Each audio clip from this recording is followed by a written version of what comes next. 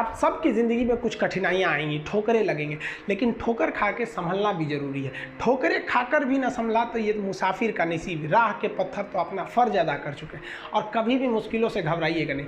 Cocoa Cola company जब स्थापना हुई थी तो 1 साल में केवल इसके 25 बोतल बिके थे। कंपनी का दिमाग हिल गया था, लेकिन आज के समय में दुनिया में हर जगह कोको कोला बिकता है। और इसने तो फिजिक्स को उल्टा कर दिया।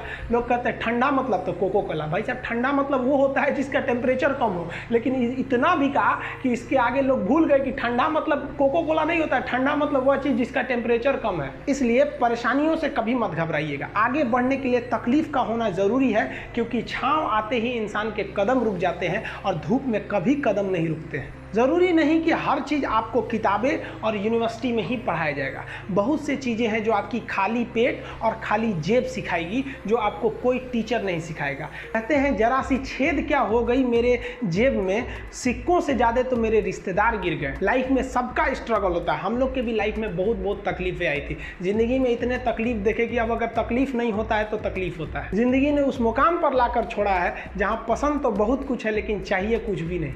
लोग कहते हैं कि खाली हाथ आए थे खाली हाथ जाओगे, गलत बोलते हैं। लोग भले खाली हाथ आते हैं, लेकिन जब जाते हैं तो अपने साथ कुछ संस्कार, कुछ यादें छोड़ जाते हैं। एपीजे अब्दुल कलाम खाली हाथ तो आए थे, क्या खाली हाथ गए? हमारे जितने देश के लोग हैं उन देशवासियों के लिए एक प्रेरणा के स्रोत बन गए हैं। लेकिन अगर आप खाली हाथ आते हैं और खाली हाथ चले जाते हैं तो आपका पुरुष योनि में जन्म लेने का कोई अर्थ ही नहीं बना। अपनी मंजिल को भुलाकर जिया तो क्या जिया, है दम तुझ में तो उसे पाकर दिखा। लिख दे खून से अपनी कामयाबी की कहानी और बोल उस किस्मत को कि है दम तो मिटा के दिखा।